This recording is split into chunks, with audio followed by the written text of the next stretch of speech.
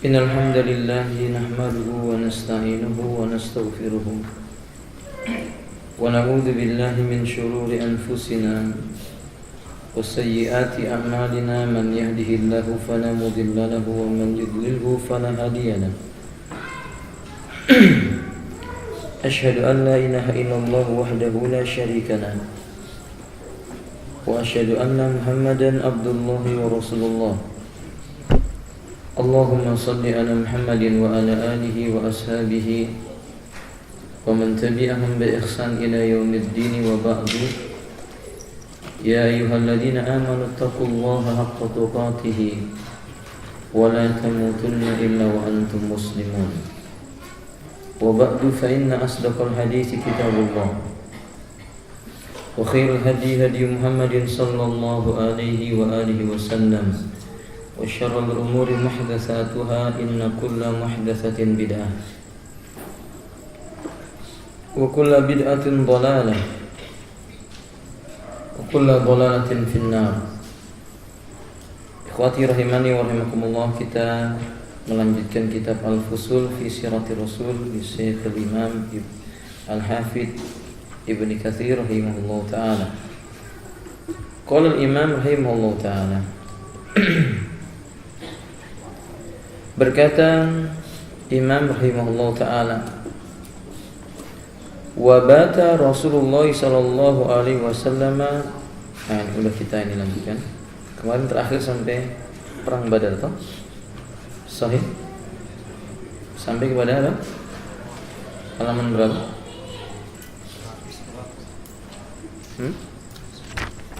Halaman 109 atau 110?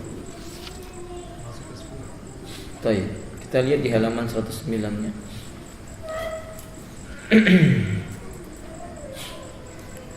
Nah, berkata muallif rahimahullah ta'ala, wa kana syaitanu qad tabadda li Quraisyin fi surati Suraqah ibni Malik ibni Ju'sum zaimu Mudlij fa'ajarahum wa zayyana lahumul dhihab ila ma hamma fihi. Kata beliau, ketika terjadi perang Badar ini, syaitan atau iblis menampakkan dirinya di hadapan kaum Quraisy. Wujudnya seperti Suraqah bin Malik bin Ju'sum. Lelaki ini, pembahasan yang terlalu kita sampaikan, adalah salah seorang pemimpin suku Mudlij. Maka iblis dalam bentuk rupa Suraqah ini berjanji akan melindungi mereka. Dan terus menerus mereka seperti itu. Wadzalika annam khasaw bani Mudlij ay yukhlifuhum fi ahalihim wa amwalihim. Jadi si iblis menyemangati orang-orang Quraisy, musyrikin Quraisy, untuk memerangi Nabi dan para sahabatnya. Tapi di sisi lain, Quraisy ini khawatir melihat Mudlij, zaimu Mudlij maksudnya, pemimpinnya Mudlij ini menyemangati mereka perang. Orang Quraisy punya buruk sangka, jangan-jangan dia punya maksud tertentu di balik itu, yakni Bani Mudlij akan merampas harta milik mereka di Mekah, atau mungkin akan merusak keluarga mereka. Jadi benturkan orang Quraisy dengan pasukan kaum muslimin. Prasangka mereka seperti itu. Ini menunjukkan bahwa di antara pasukan orang kafir itu tidak mendatangkan ketenangan hati. Dari kemarin dari pertemuan sebelumnya telah kita sebutkan, mereka itu selalu berbeda pendapat, selalu berselisih, karena mereka tidak ada pada satu komando. Beda dengan kaum muslimin, semua dikembalikan kepada Allah dan Rasulnya. Ketetapan Rasulullah ketetapan yang tidak bisa ditolak. Kalau toh Rasulullah meminta musyawarah kepada mereka karena itu perintah Allah Subhanahu wa taala. Adapun orang-orang ini mereka dengan hawa nafsunya. Jadi tidak ada kepercayaan satu sama mereka. Itu sudah menunjukkan bukti bahwa mereka tidak bersatu. Ketika manusia menganggap mereka itu bersatu, ternyata fi qulubihim syatta. Hati mereka itu apa? Berpecah belah. Tanda-tanda bahwa mereka itu akan binasa. Sehingga ini kita bisa ambil faedah. Pertanda suatu kaum itu akan binasa jika suatu kaum itu ditumbuhkan perpecahan, perselisihan, tidak mau mengembalikan perkaranya kepada al-haq, kepada Allah dan Rasulnya. Dan itu dilarang dalam Islam. Allah katakan dalam Al-Quran Al-Karim, wa'tasimu bihablillahi jami'a wala tafarraqu. Dan berpegang teguhlah kalian semuanya dengan tali Allah, dan janganlah kalian itu berpecah belah. Berbeda dengan pasukan kaum muslimin, shaf mereka rapi, komando perang mereka diserahkan kepada pemimpin-pemimpin yang telah ditunjuk oleh Nabi sallallahu alaihi wasallam, dan dikembalikan semuanya kepada Allah dan Rasulnya. Wallahu ta'ala alam bisawab. Kemudian fadzalika qaulu ta'ala, sehingga Allah Subhanahu wa taala menyebutkan di dalam firman-Nya surah Al-Anfal, Allah mengatakan wa idz zayyana lahumus syaitanu a'malahum wa qala la ghaliba lakumul yawma minan nasi wa inni jarul lakum falamma tara'atil fi'atani nakasa ala aqibaihi wa qala inni bari'um minkum inni ara ma la tarawun. Iblis itu berkata kepada orang-orang Quraisy ketika dia menyemangatinya, dan tatkala syaitan menghias-hiasi mereka dengan memandang baik pekerjaan dan perbuatan mereka, syaitan itu berkata, tidak ada satu manusia pun yang dapat menang terhadap kalian pada hari ini. Yakni iblis menganggap bahwa banyaknya jumlah Quraisy, lengkapnya persenjataan mereka, anggapan bahwa itu tanda-tanda menang. Nggak akan ada yang bisa mengalahkan dirinya lagi. Kemudian alhamdulillah rahimanallah, sembari dia berkata ini semua terjadi karena aku adalah pelindung bagimu, syaitan itu mengatakan bahwa dia wali bagi orang-orang kafir. Ini menunjukkan bukti bahwa wali-wali syaitan itu adalah seluruh orang-orang kafir. Maka tatkala kedua pasukan itu telah dapat saling melihat, yakni berhadap-hadapan, syaitan itu lari ke belakang sembari berkata, sesungguhnya aku berlepas diri dari kalian. Sungguh aku bisa melihat apa yang kalian tidak dapat melihat. Apa yang dilihat oleh syaitan, Ikhwan? Apa yang dilihat oleh syaitan? Pertolongan Allah berupa para malaikat. Wa dzalika anna ra'al malaikah hina nazalat lil qitali. Ini ketika iblis yang berupa Suraqah tadi itu, dia melihat malaikat yang diturunkan oleh Allah Subhanahu wa taala ikut berperang.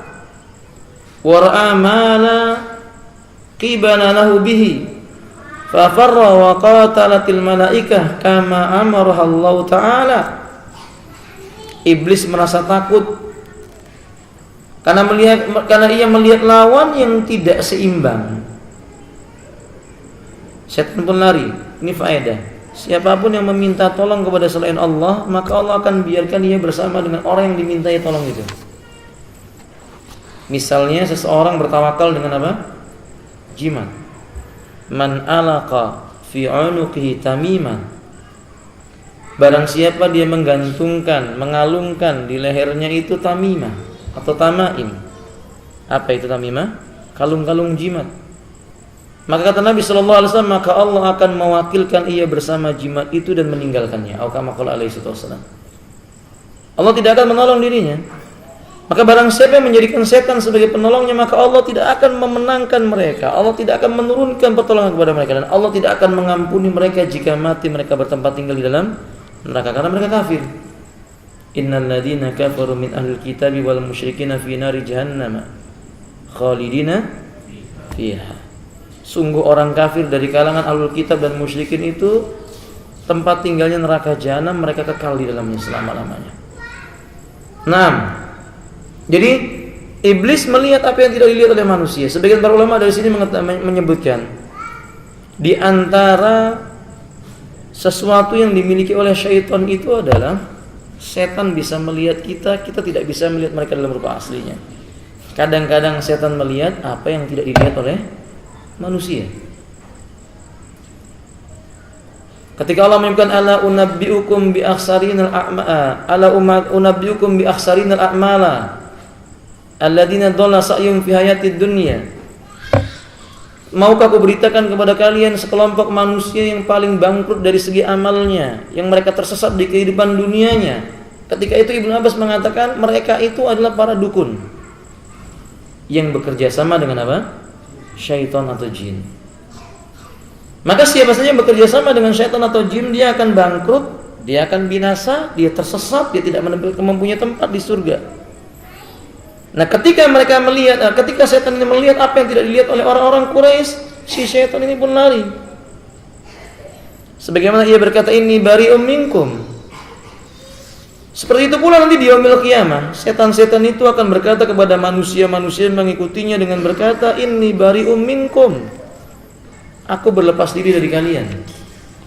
Di dunia saja mereka berkata, "Inni bari'um minkum." Aku berlepas diri dari kalian. "Inni ara ma la tara." Karena aku melihat apa yang kalian tidak bisa melihat. Dan ini memberikan faedah kepada kita bahwa pertolongan Allah itu kadang tidak dilihat oleh kaum muslimin itu sendiri, tapi musuh Allah melihat. Musuh Allah melihat pertolongan Allah terhadap kaum muslimin itu bagi kaum muslimin tersebut. Nah, maka kata beliau selanjutnya, setan lari melihat malaikat ikut berperang sebagaimana yang diperintahkan oleh Allah Subhanahu wa taala. Hal ini terbukti dari laki-laki muslim yang sedang menantang orang kafir untuk berduel melawannya, namun tiba-tiba lawannya itu terjatuh di hadapannya. Dalam beberapa riwayat terdapat dalam riwayat Imam Malik, kama amara Allah wa kana ar-rajulu minal muslimina yatlubu qiranatan aw qirnahu fa idza bi qad saqita amamahu. Ketika seorang muslim menantang berduel seorang musyrik, ketika orang muslim ini belum mengayunkan pedang, si kafir ini sudah terpental. Ini bukan ilmu tenaga dalam loh ya kawan ya. Enggak. Bukan ilmu tenaga dalam. Jadi antum jangan belajar apa? Tenaga dalam. Kalau Allah memang sudah mau menurunkan pertolongannya, Allah berbuat sesuai dengan yang dikehendaki Allah Subhanahu wa taala. Dan ini membuat orang-orang Quraisy itu takut.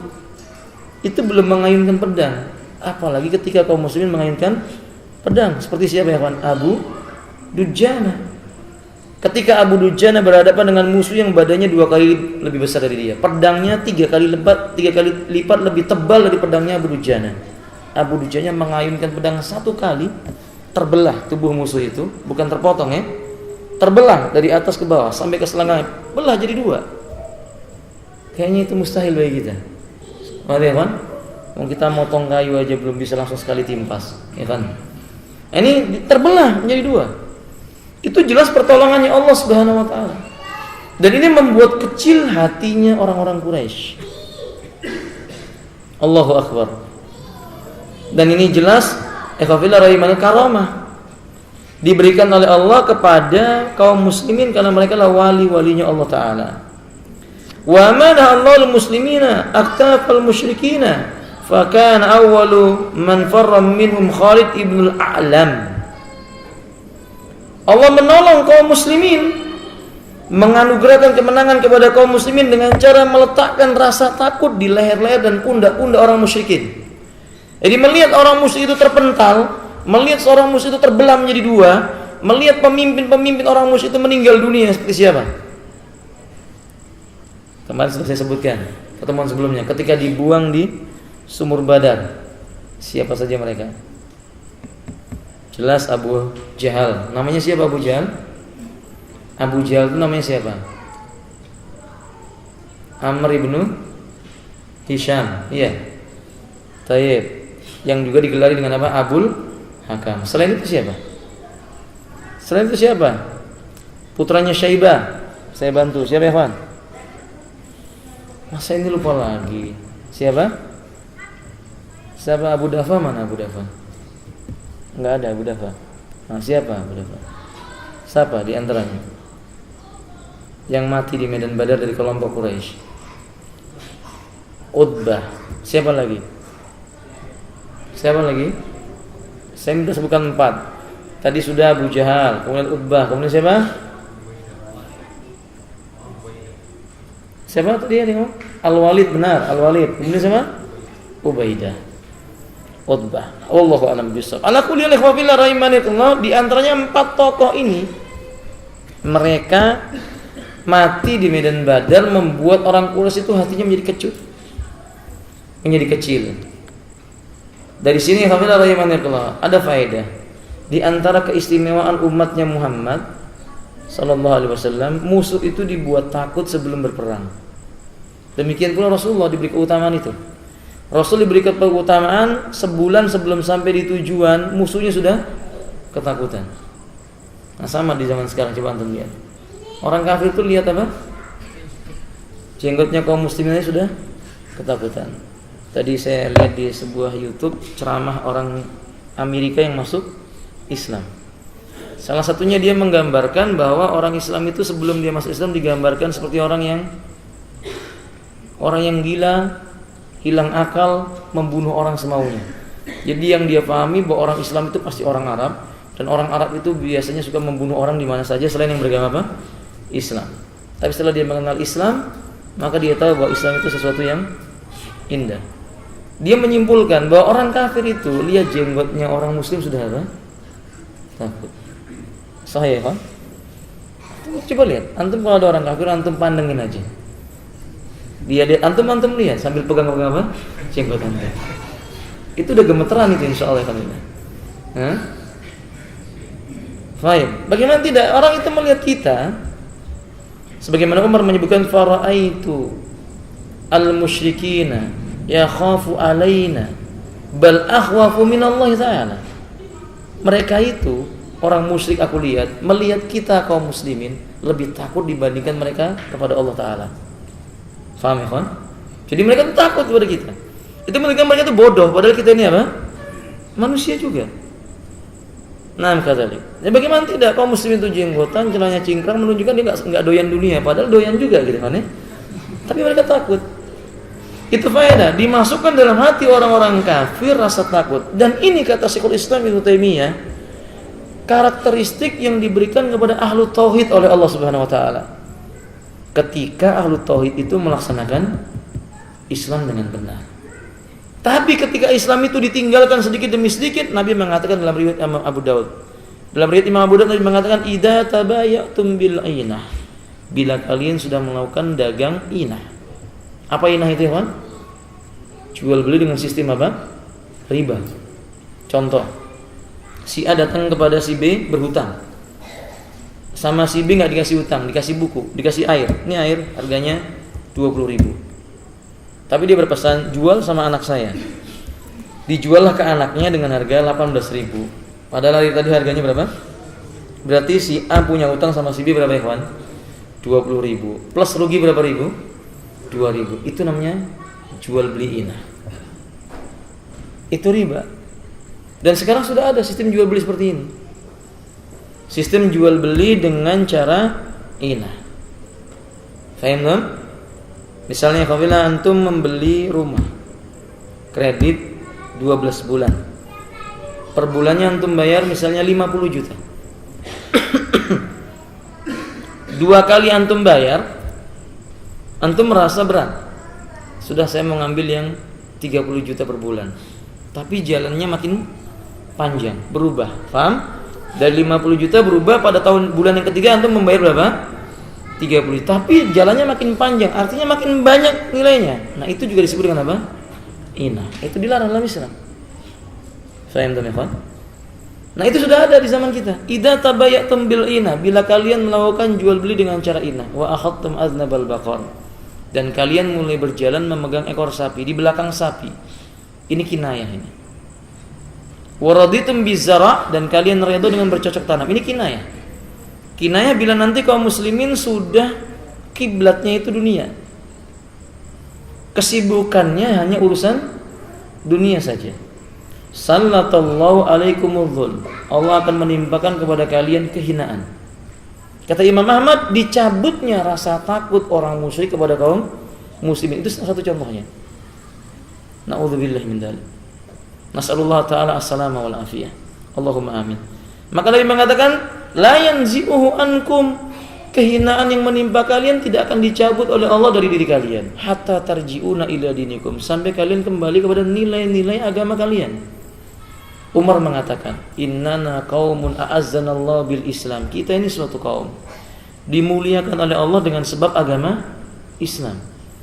Lalu kata beliau, barang siapa yang ingin mencari kemuliaan, carilah dalam Islam. Siapa yang mencari kemuliaan selain daripada Islam, Allah akan hinakan dia. Seperti pada hari ini. Ketika kaum muslimin menggunakan cara-cara yang bukan dari Islami, yang terjadi adalah kehinaan, kemerosotan. Enggak ada lagi rasa takut orang kafir kepada orang muslim. Orang muslim itu kerjanya dihina, dicaci, dimaki pada hari ini. Dahulu di zaman Umar bin Khattab radhiyallahu ta'ala, saking mulianya agama Islam itu, dalam riwayat Imam Ahmad, maka kaum muslimin di zaman Umar bisa membedakan dari jarak 3 km itu muslim atau bukan. 3 km itu berarti seperti apa ya, kawan? Kira-kira kalau data 3 km itu kira-kira apa? Mungkin cuman kecil gitu ya, kawan ya.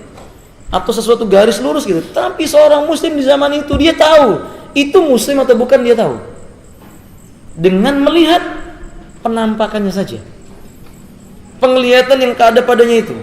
Coba pada zaman sekarang, dekat di samping kita saja kita nggak tahu itu muslim atau bukan. Oke? Antum pernah naik angkot? Antum yakin nggak orang yang duduk sebelah antum itu ketika itu? Aku naik angkot. Sudahlah, ini teman-teman yang kerja di supir. Iya, kawan ya? Ya, supir taksi bandara. Yang naik ketika Anda naik itu, kira-kira yakin nggak dia muslim? Kadang-kadang nggak yakin. Kan dibilang muslim, penampakannya kayak orang kafir. Kan begitu ya bilang.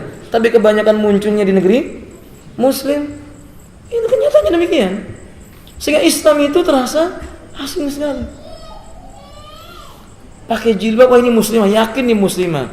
Begitu sudah masuk ke kendaraannya, jadi ragu. Kenapa? Karena ternyata nggak pernah sholat. Cerita-cerita dia nggak pernah sholat. Diajak ke masjid dia nggak mau. Suruh sholat dulu nanti saja. Masya Allah, la quwwata illa billah. Jadi ragu, ini muslim atau enggak? Penampakannya muslim, tapi hatinya kok kayak orang kafir misalnya begitu. Nah, itu kenyataan, itu termasuk kehinaan. Ketika itulah orang-orang kafir tidak punya rasa takut lagi pada kaum muslimin.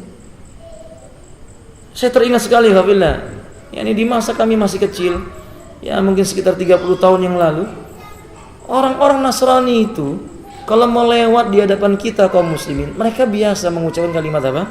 Permisi. Bertanya kepada kita, apa kabar? Coba sekarang. Sekarang kita dihinakan. Mereka lewat semaunya di depan kita.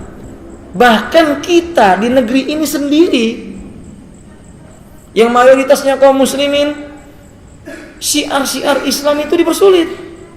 Sebagiannya walaupun tidak keseluruhannya. Bikin masjid sulit. Minta tanda tangan dulu sama orang sekitar berapa orang. Ini negerinya kaum muslimin. Faham ya kawan? Antum mau bikin apa? Izin radio dakwah. Ini radio dakwah, bukan teroris ini kawan.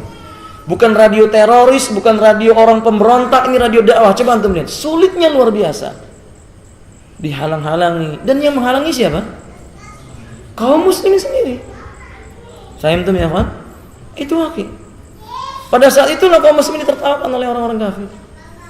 Nah, di dalam perang Badar ini Allah Subhanahu wa taala meletakkan rasa takut pada pundak-pundak orang musyrik.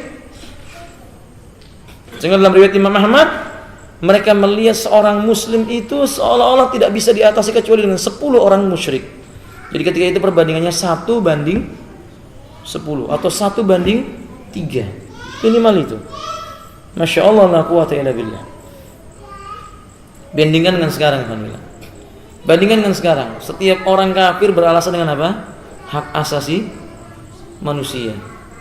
Dia menampakkan agamanya di tengah-tengah kaum muslimin yang terang-terangan beragama Islam. Orang Islam cuma diam saja, nggak bisa berbuat apa-apa. Paling-paling dia berkata, ya Allah ampuni dosa saya. Kan begitu. Nggak ada amar ma'rufnya, tidak ada apa? Nahi mungkarnya, kecuali yang dirahmati oleh Allah Subhanahu wa taala. Camkan baik-baik, ini faedah. Ketika pertolongan Allah itu turun, itu pasti ada sebabnya, dan sebabnya adalah apa? Rasa takwa, tauhid yang benar, pengorbanan di jalan Allah Subhanahu wa taala sepenuh hati. Mana Allahul muslimina aktafal musyrikin. Allah menangkan kaum muslimin dengan meletakkan di pundak-pundak orang musyrikin itu sesuatu yang menakutkan mereka. Fakana awalu man farra minhum Khalid ibn al-A'lam. Salah satu orang yang pertama kali lari melihat kaum muslimin itu, melihat kaum muslimin datang menghadapi orang-orang musyrik itu adalah Khalid ibn al-A'lam, bukan Khalid bin Walid, Khalid ibn al-A'lam. Dia lari meninggalkan pasukannya. Fadraka faudrika fausira wa tabi'ahumul muslimuna fi asarihim yaqtuluna wa yasiruna faqatalu minhum 70 wa asiru 70. Maka pada perang itu kaum muslimin dimenangkan oleh Allah, kaum muslimin mampu menawan pasukan kaum musyrikin. Lalu sebagiannya dikejar yang lari itu, mereka dibunuh, mereka dikalahkan oleh kaum muslimin dengan izin Allah Subhanahu wa taala, sebagian lagi mereka ditangkap, dijadikan sebagai tawanan perang. Ini kemenangan yang besar. Dalam beberapa riwayat disebutkan Nabi SAW ketika menangkap orang-orang Quraisy ini nggak langsung dibunuh. Sampai di sebuah bukit namanya As-Safra, Nabi bunuh satu. Sampai lagi di bukit yang lainnya Nabi bunuh satu lagi. Wadihkan. Para ulama menyebutkan ini disebabkan mereka selalu mencela. Sudah ditangkap masih mencela, masih memaki, masih mengejek Nabi, maka dihukum bunuh. Yang satunya lagi demikian, diminta untuk bertobat atau dia menebus dirinya sendiri, malah dia mencela kaum muslimin, mencaci maki orang tuanya kaum muslimin, maka dibunuh. Faedah, hukuman orang yang mencela Nabi itu hukuman mati. Faham ya kawan? Dari sejak zaman dulu, hukuman orang yang mencaci maki Nabi itu dihukum bunuh, dihukum mati. Tidak ada toleransi kepada orang yang mencela Nabi sallallahu alaihi wasallam. Allah saja mengatakan dalam Al-Qur'an, abillahi wa ayati wa rasuli kuntum tastahzi'un la ta'tadiru qad kafartum ba'da imanikum. Apakah kalian terhadap Allah dan ayat Allah dan juga Rasulnya Allah kalian berani mengejek dan mengolok-oloknya? Tidak ada alasan bagi kalian telah kafir setelah kalian itu apa? Beriman. Ini menunjukkan bukti mencela Nabi, mengejek Nabi itu kufur dan hukumannya hukuman mati. Faham ya ikhwan? Dahulu orang Quraisy ada seorang penyair yang suka mencela Nabi. Maka ada seorang sahabat Ansar yang minta izin kepada Nabi untuk apa? Menyembelihnya. Diizinkan oleh Nabi. Didatangi orang itu, disembelih orang itu, dibunuh orang itu di tempat. Faham ya ikhwan? Terdapat dalam riwayat Al-Imam Ahmad. Itu kan hukuman bagi pencela Nabi sallallahu alaihi wasallam. Nah, kita lanjutkan. Kemudian kata beliau selanjutnya, faqatalu minhum 70. Kaum muslimin mampu membunuh jumlah orang musyrik berapa? 70. Dan menawan mereka sekitar 70. Wa akhadhu ghanimah. Lalu mereka mengambil ghanimahnya, harta rampasan perangnya. Harta rampasan perangnya diambil. Ini menunjukkan bukti harta rampasan perang ini sesuatu yang dihalalkan bagi umatnya Muhammad sallallahu alaihi wasallam. Dahulu dalam riwayat Imam Bukhari, para nabi dan rasul itu tidak diizinkan mengambil harta rampasan perang. Tapi dalam syariatnya Rasulullah sallallahu alaihi wasallam, harta rampasan perang itu halal. Halal bagi nabi, halal juga bagi pengikutnya Nabi sallallahu alaihi wasallam. Dan keluarga Nabi atau Nabi mendapatkan bagian berapa dari harta rampasan perang itu? Sudah saya terangkan pada pertemuan sebelumnya. Berapa ya, kawan? Seperlima itu diserahkan dulu kepada Nabi. Kemudian sisanya berapa? 4/5-nya dibagi. Yang membaginya pun pemimpin kaum muslimin. Wallahu alam bisawab. Sedikit menyimpang. Di luar perang ini, dulu ada perang namanya perang Hunain. Kaum muslimin dimenangkan oleh Allah pada perang Hunain dan harta rampasan perang ketika itu sangat amat banyak sekali. Nabi membagi kepada pemimpin-pemimpin suku yang baru masuk Islam supaya hatinya dilembutkan. Masing-masing pemimpin suku dapat 100 ekor onta. Masya Allah, anda bayangkan. Berarti harta rampasan perangnya berapa itu kan? Banyak sekali. Sementara orang-orang Madinah, Ansor, cuma dapat sedikit. Muncul seorang lelaki. Namanya siapa? Dzul Khuwaisirah. Dia berkata kepada Nabi, ya Muhammadu i'dil. Hai Muhammad, bersikap adillah engkau. Maka Nabi berkata, waihak, celaka engkau ini. may ya'dilu idza lam a'dil. Kalau aku tidak bisa adil, siapa yang bisa lebih adil daripada aku? Itu menunjukkan orang tadi niatnya baik tapi dia apa? Tersesat. Sehingga Nabi mengatakan akan keluar dari sulbi lelaki ini qaumun yaqra'unal Qur'an wa la yujawizuha nazirahum. Membaca Quran tapi tidak melewati apa? Kerongkongan. Yamrukuna minad din kama yamruku sam min ramiyah. Lepas dari agama ini seperti lepasnya anak panah dari busur yang tidak mengenai sasarannya. Ini kaum apa ya kawan? Khawarij. Yang kita bisa ambil faedah bahwa dalam harta rampasan perang Nabi punya hak mutlak membagi atas perintah Allah. Sebenarnya harta rampasan perang itu yang membaginya Allah. Sebagaimana zakat yang membaginya siapa? Allah. Dulu orang-orang kafir, dulu orang-orang munafik menuduh Nabi tidak adil. Tapi begitu Allah yang telah menetapkan 1/5 itu bagi keluarga Nabi atau bagi Nabi SAW, yang 4/5-nya dibagi oleh Nabi sesuai dengan perintah Allah, baru mereka semua diam. Nah, termasuk ghanimah adalah budak. Jadi di zaman dulu budak itu diperoleh dengan cara menang perang atau membeli di pasar budak. Tapi Islam menganjurkan agar kaum muslimin membebaskan para budak. Nah, di negeri kita nggak ada budak. Catatan, pembantu itu bukan apa? Bukan budak. Khadimah, pembantu itu bukan jariyah, bukan budak. Nggak sama. Fahim dong? Hukumnya berlaku yang berbeda. Kalau budak itu diperlakukan halal oleh tuannya. Kalau pembantu ya nggak halal, karena bukan istrinya dan juga bukan apa? Budaknya. Fahim? Dinafkahi seperti menafkahi istrinya.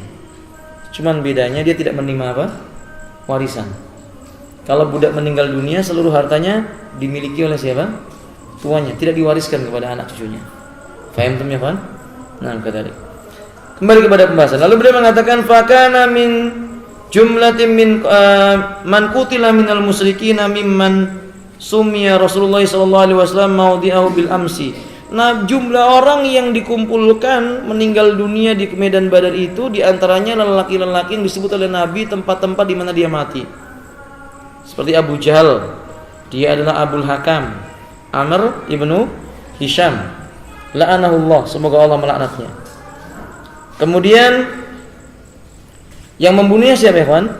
Mu'ad bin Amr ibnul Jamuh dan Muawwid ibnu Afra, dan dipenggal lehernya itu. Jadi dia itu dibunuh oleh Mu'ad bin Amr ibnul Jamuh, juga oleh seorang temannya, sahabatnya bernama Muawwid ibnu Afra. Tapi kepalanya dipotong lehernya oleh siapa? Abdullah ibnu Mas'ud. Lalu dibawa di hadapan Nabi. Kepalanya itu dibawa di hadapan Nabi, dan Nabi senang melihat orang ini terbunuh, karena memang pantas dia dibunuh. Selama hidupnya Abu Jahal ini menyakiti Nabi.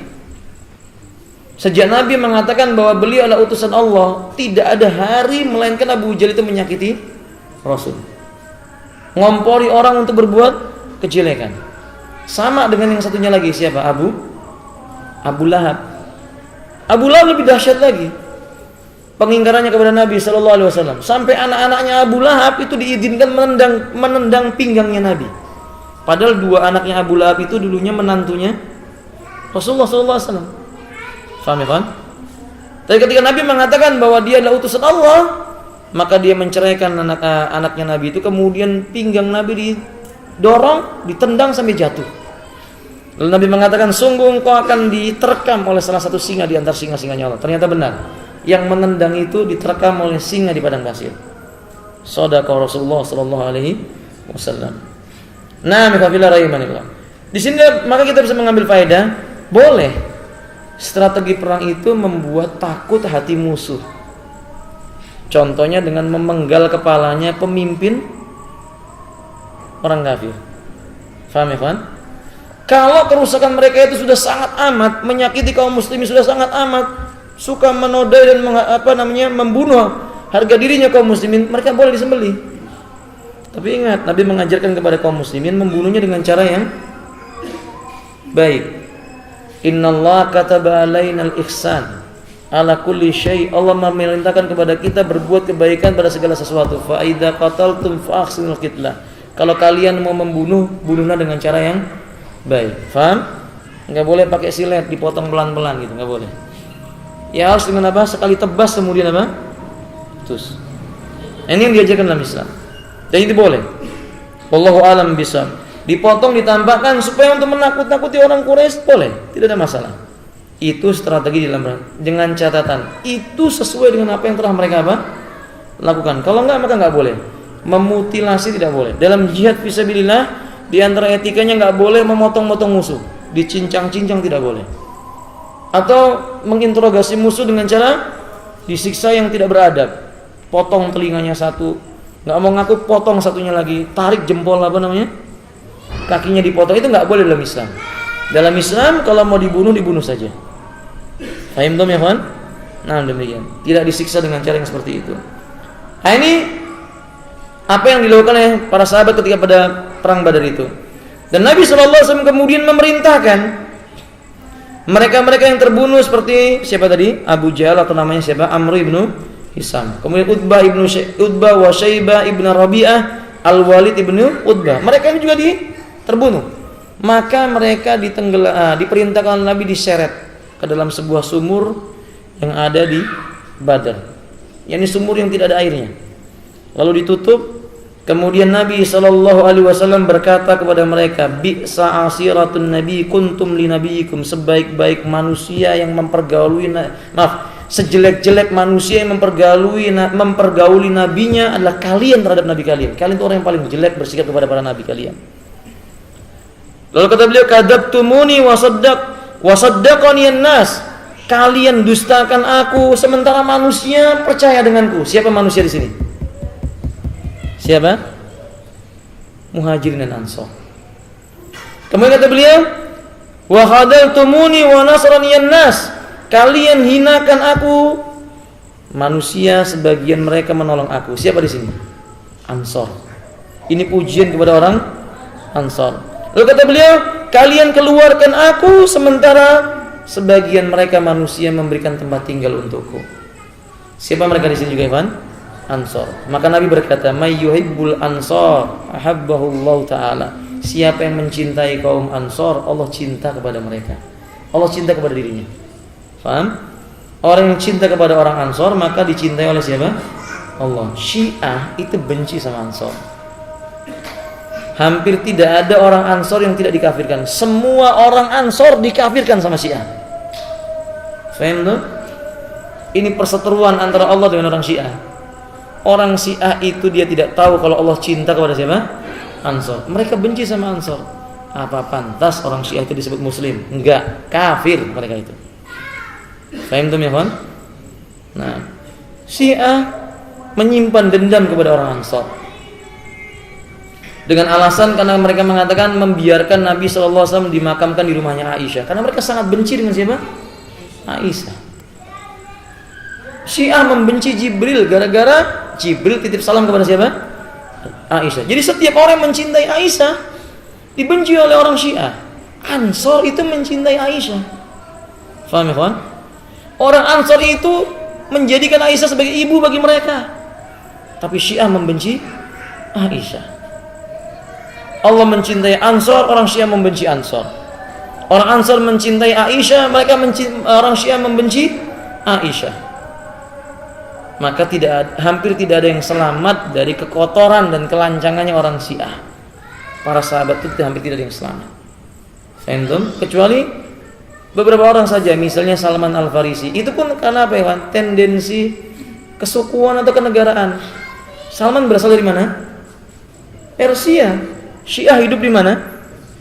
Berkembang di Persia. Maka mereka malu kalau Salman itu termasuk apa? Yang mereka kafirkan. Maka dikafirkan. Katanya mereka mencintai Ahlul Bait. Tapi Ibnu Abbas dikafirkan. Abdullah Ibnu Abbas dikafirkan oleh Syiah. Padahal Abdullah Ibnu Abbas itu keluarganya Nabi. Fadl Ibnu Abbas, saudaranya Abdullah, juga dikafirkan. Maka antum lihat, enggak ada riwayat yang diterima oleh orang Syiah kalau itu dari jalannya Abdullah Ibnu Abbas. Faham tuh ya kan? Maka Syiah tidak bisa dipercaya. Jangan bergaul dengan orang Syiah. Kalau antum ketemu ada orang Syiah dalam satu atap, antum cari atap yang lain. Faham maksudnya? Kalau antum makan di satu meja ada orang Syiah, antum cari meja yang lain. Kalau antum sedang berbicara tiba-tiba ada orang Syiah datang, tutup telinga antum, pejamkan mata antum, tidur lebih baik buat antum. Karena perkataan mereka itu mengandung bisa. Faham tuh? Nah, wallahu alam bishawab. Demikian, mudah-mudahan bermanfaat sebagian dari nukilan sirah ini. Walhasil penggalian yang bisa faedah yang kita bisa ambil bahwa Nabi sallallahu alaihi wasallam mencela orang-orang Quraisy ini. Afwan. Ketika Nabi mengatakan, berkata seperti tadi itu, sejelek-jelek orang yang mempergauli nabinya lah kalian kepada nabi kalian. Ini menunjukkan bukti Nabi diberi mukjizat. Dengan pembicaraan beliau itu, orang yang mati bisa mendengar ucapan beliau. Ini mukjizat. Karena dalam riwayat yang lainnya Umar berkata kepada Nabi, apakah engkau berbicara kepada orang yang sudah mati? Kata Nabi, demi Allah, kalian tidak lebih mendengar daripada mereka yang dalam kubur ini, yang dalam makam itu. Itu bukti mukjizat. Tapi ini tidak boleh dijadikan dalil bagi manusia untuk mengatakan bolehnya meminta kepada orang yang sudah mati karena mereka mendengar ucapan kita. Tidak. Ini adalah dalil menunjukkan mukjizatnya Nabi.